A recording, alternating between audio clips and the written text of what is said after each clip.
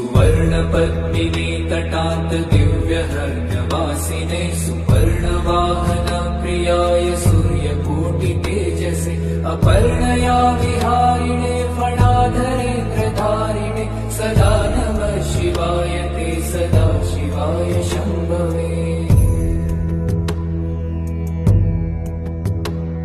सतुङ्गभङ्गजह्नुजा सुधांशुखण्डमौलये पतङ्गपङ्कजा सुहृत्कृपीडयोनिचक्षुषे भुजङ्गराजमण्डलाय पुण्यशालि बन्धवे सदा नमः शिवाय ते सदा शिवाय शम्भवे।